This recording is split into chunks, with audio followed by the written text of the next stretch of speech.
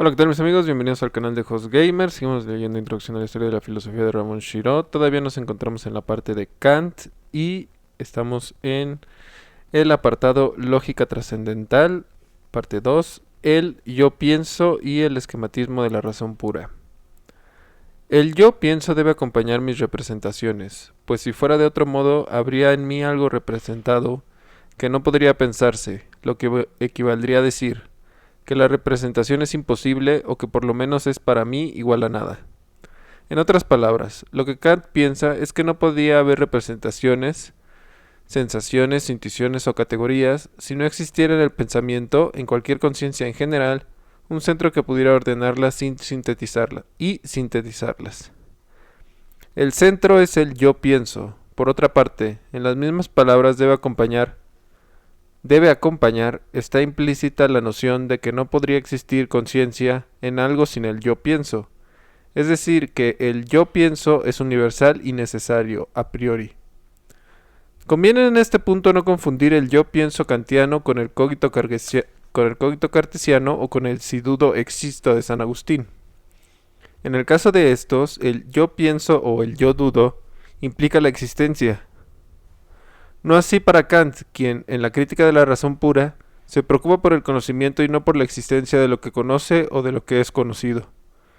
Ya veremos que para Kant no se puede deducir el existir del pensar. Sin embargo, lo que aquí nos importa es señalar sencillamente que el yo pienso kantiano no es una noción de existencia, sino que se limita al conocimiento puro. El centro de la existencia, el centro de este sol que es la conciencia, para seguir su metáfora copérnica, es precisamente este. Yo pienso, sin el cual no podría existir pensamiento alguno. Pero si era importante señalar cuál es el centro ideal de cualquier conciencia que piensa, no lo es menos ver cómo se relacionan las categorías abstractas con la experiencia concreta, con los fenómenos que surgen del material que nos otorga nuestros sentidos. Hume pensaba que las ideas generales no se aplican en realidad a ningún referente, puesto que las ideas son abstractas y los referentes son individuales.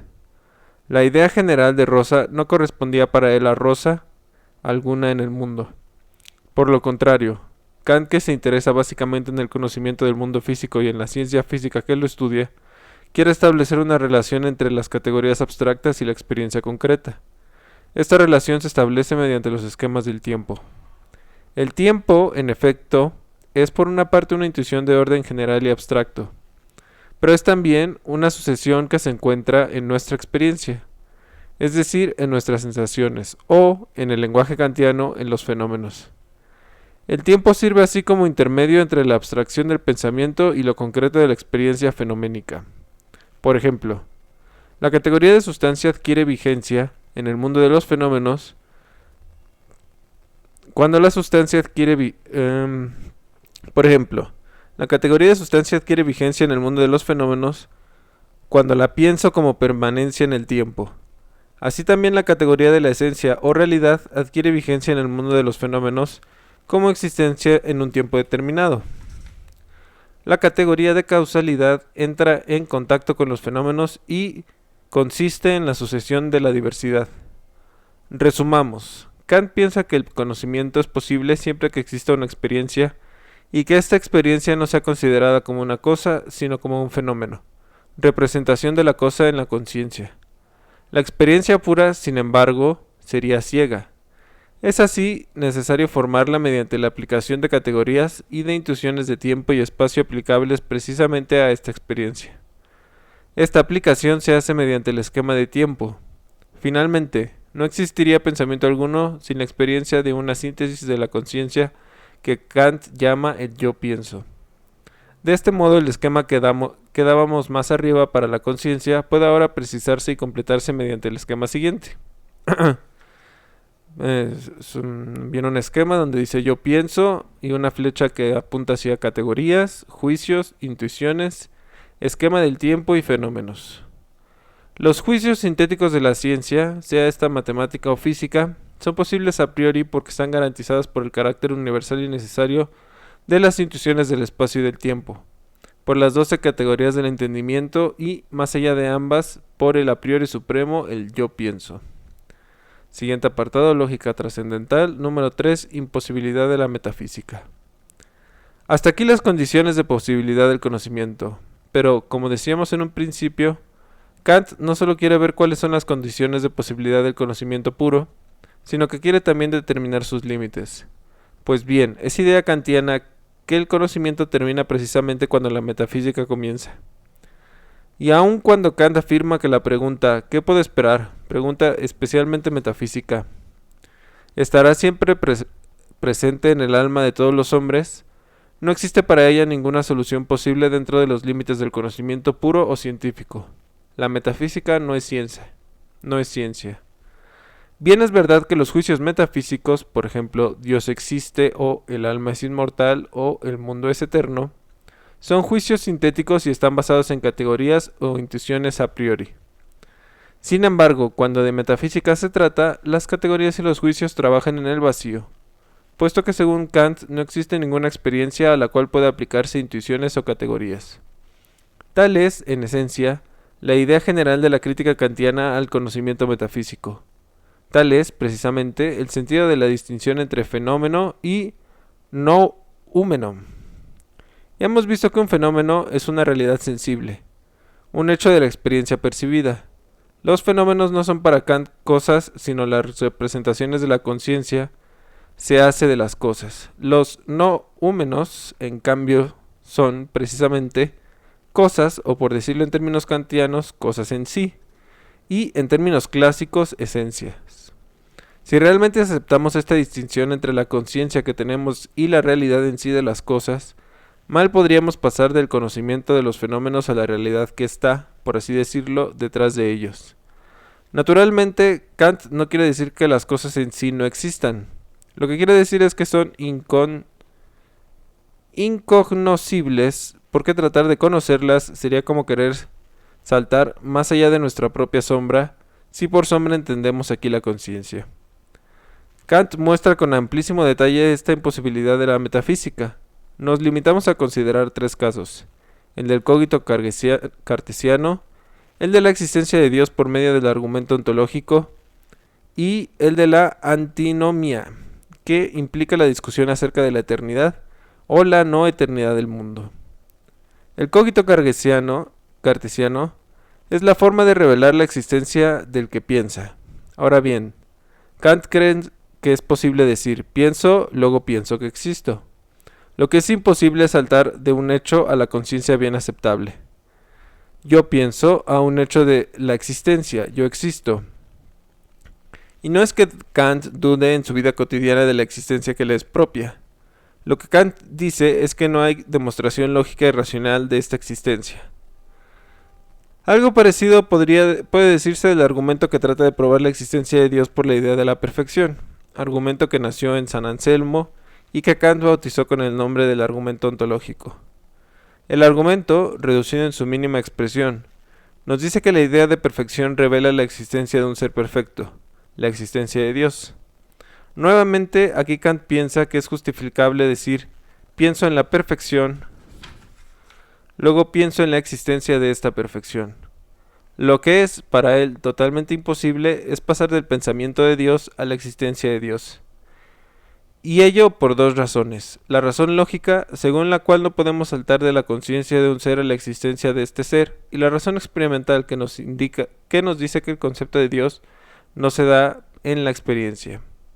Ello no significa que Kant no crea en la existencia de Dios. Veremos que por otros caminos, acaso no tan alejados de la antigua fe cristiana, Kant llega a la existencia de Dios.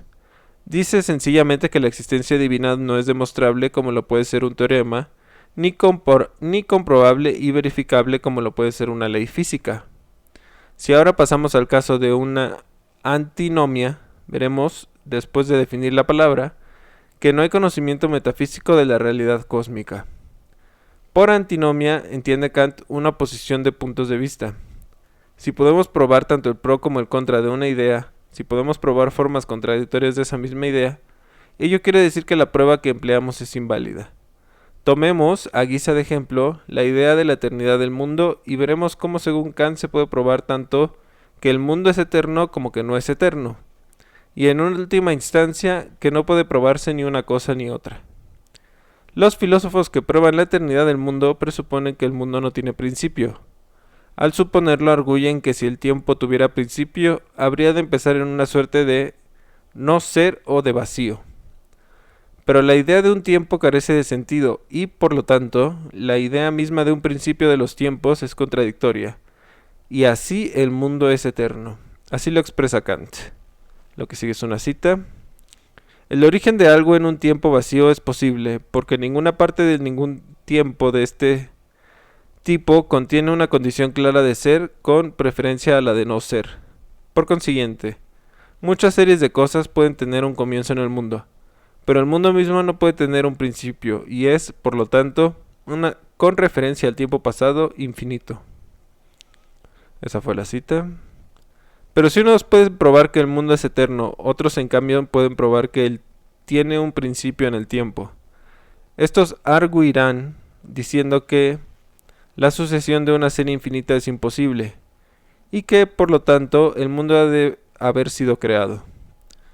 Los dos argumentos parecen tener validez lógica, pero como son contradictorios entre sí, deben ser rechazados ambos. Las demás antinomias kantianas siguen el mismo procedimiento de oponer pruebas contradictorias y por lo tanto inaceptables.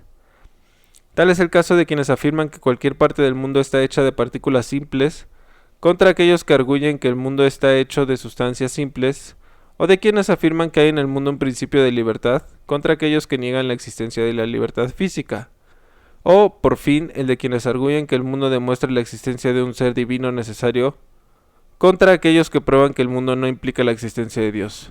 En resumidas cuentas, ni la psicología racional, parte de la metafísica que se ocupa del alma, ni la teología racional, parte de la metafísica que se ocupa de Dios, cosmología racional, parte de la metafísica que se ocupa del universo, entrañan pruebas claras. La metafísica es imposible como conocimiento. Sin embargo, las cuestiones metafísicas existen de hecho en nuestra conciencia y nos atosigan y nos angustian. Y hemos visto que es imposible dar respuestas científicas a las preguntas metafísicas, aquellas preguntas en las cuales va de veras nuestro ser. Ello no quiere decir ni que las preguntas dejen de existir, ni que, por otro camino, el de la moral, Kant no llegue a establecer principios metafísicos como las bases del comportamiento humano. Tal es el tema central de la crítica de la razón práctica. Siguiente apartado, la crítica de la razón práctica y el problema de la fe y la razón. El análisis que Kant lleva a cabo en la crítica de la razón pura nos ha mostrado las posibilidades y los límites de la razón especulativa. Pero no todo el hombre es ciencia y especulación. Si por un lado era necesario contestar a la pregunta ¿qué podemos conocer?, es igualmente importante contestar a las dos preguntas ¿qué debo hacer? ¿Qué puedo esperar? La primera es, a las claras, una pregunta moral. La segunda, una pregunta metafísica. El sentido de la crítica de la razón práctica es precisamente este: partir de los hechos de la vida moral para ver cuáles son los fundamentos metafísicos de la conducta. La razón, que en un primer lugar hemos aplicado al conocimiento, se aplica ahora a la acción, a la conciencia moral y a los principios de conciencia moral.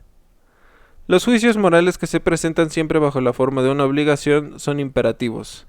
Nos dicen lo que debemos hacer. No podrán decir, por ejemplo, debes amar al prójimo como a ti mismo o debes ir a la escuela. Nos podrían decir, por ejemplo. En todo caso, se presentan como formas de voluntad expresadas mediante juicios imperativos. Pues bien, esta idea de Kant que las filosofías clásicas suelen hacer depender estos imperativos morales de juicios de existencia que en sí mismos nada tienen de morales o de inmorales. Y ello sucede tanto en los morales hedonistas y empiristas como en los morales eudaimonistas y metafísicas. Las primeras, por ejemplo, la moral de Epicuro, parten de lo que sucede del hecho en la naturaleza para decirnos qué es lo que debemos hacer en la acción. Si somos seres sensibles, dirá Epicuro, ello quiere decir que debemos buscar el placer. Las segundas, por ejemplo, la moral de Platón, nos dirán que es el mundo de la metafísica y, al ver las ideas son racionales y que el mundo de las ideas es nuestro modelo, nos dirán que debemos comportarnos según la razón. Kant considera que ninguna de estas dos formas de la moralidad es justificable. Ambas parten de lo que es para conducirnos a una idea de lo que debemos hacer. Ambas son lo que Kant llama morales heterónomas, es decir, morales dependientes de algo que no es moral. Esta dependencia, además de ser moralmente falsa, está basada en una deducción lógica falaz. Kant afirma, en efecto, que no es posible deducir un juicio de valor de existencia, que no es posible decir lo que debe hacerse a partir de lo que se ha hecho. De lo que es, podemos deducir lo que es, pero no lo que debe ser. Por ello, Kant opone a las morales heterónomas la moral autónoma, la moral que solamente se basa en los juicios propiamente morales. Por decirlo con Kant, la autonomía de la voluntad es el único principio de todas las leyes morales y de los deberes conforme a ellas. La moral de Kant se basa únicamente en los principios morales de la voluntad y del deber. Sus principios nunca serán de la forma, haces esto, luego debes aquello, sino simplemente debes porque debes. Una segunda distinción es necesaria para acabar de aclarar la autonomía de la moral kantiana, fundada en una voluntad libre. La distinción entre imperativos hipotéticos e imperativos categóricos. Kant nos da razones lógicas y morales para rechazar el terreno de la moral, los imperativos hipotéticos y aceptar únicamente los imperativos categóricos. Un imperativo hipotético es aquel que depende de una hipótesis primera para llegar a una obligación como resultado. Puedo pensar que si robo iré a la cárcel y por lo tanto no debo robar. Cuando así pienso, estoy pensando de acuerdo a un imperativo hipotético.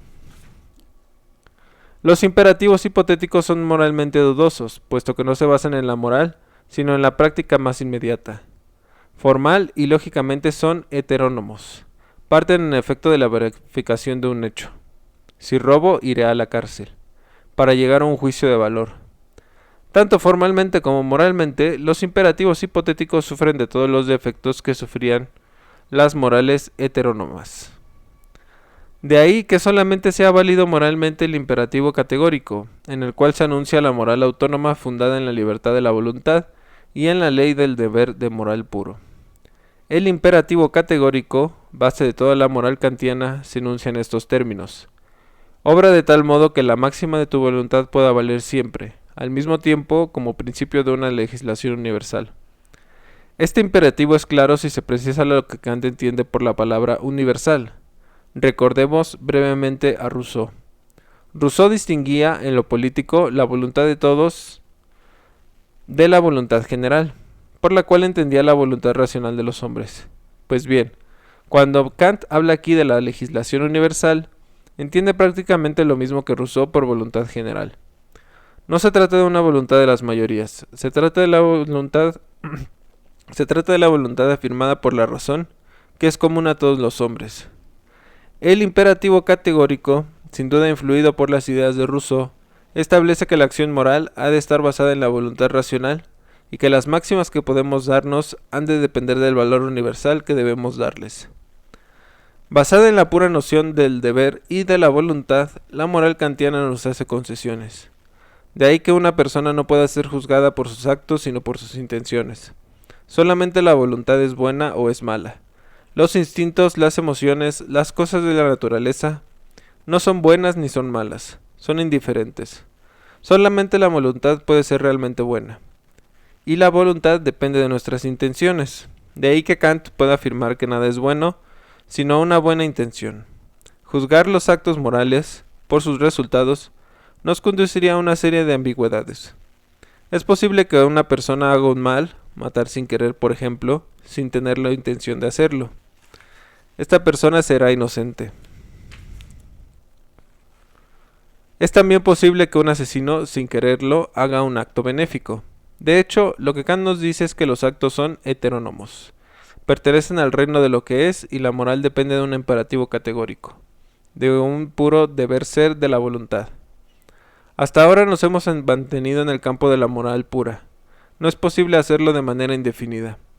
La moral presupone, como condiciones universales y necesarias, como condiciones a priori, tres postulados metafísicos que nos conducen a contestar radicalmente las dos preguntas kantianas.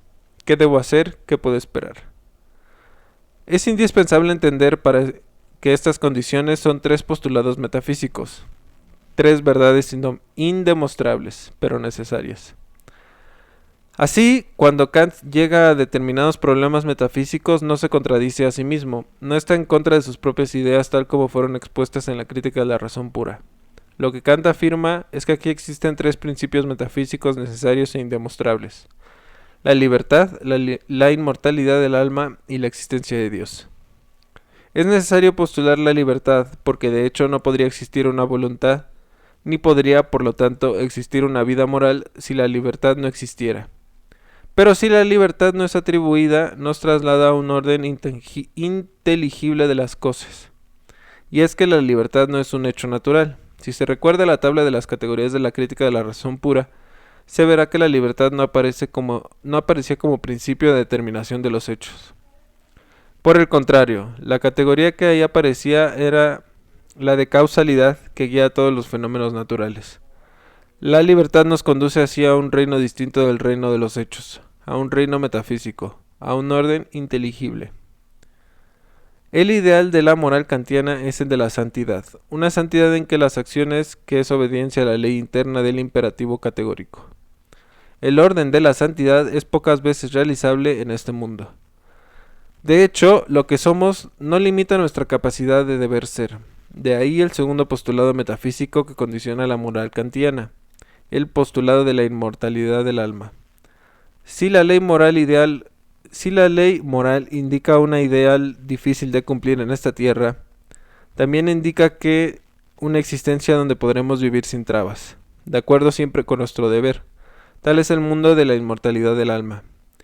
Nuestra vida, por fin, es un constante desgarramiento, y un desgarramiento entre aquello que de hecho somos y aquello que nuestra voluntad nos impele a deber ser.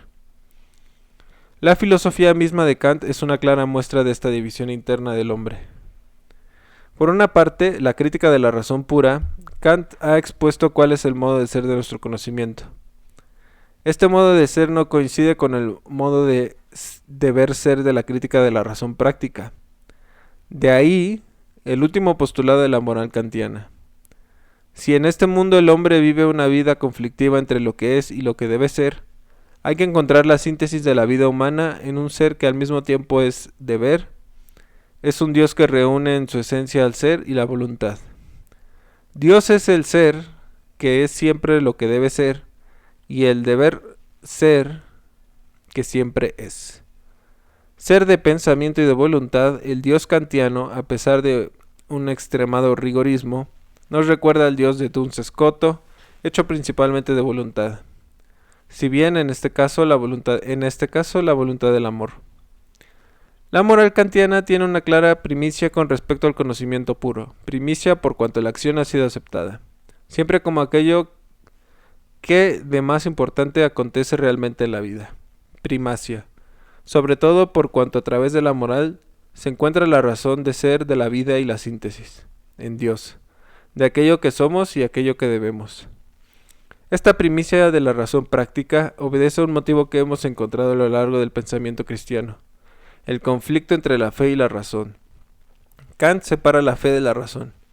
Nos dice que la razón es puramente conocimiento referido al mundo de las ciencias. La fe, por parte de los imperativos morales, nos conduce a Dios.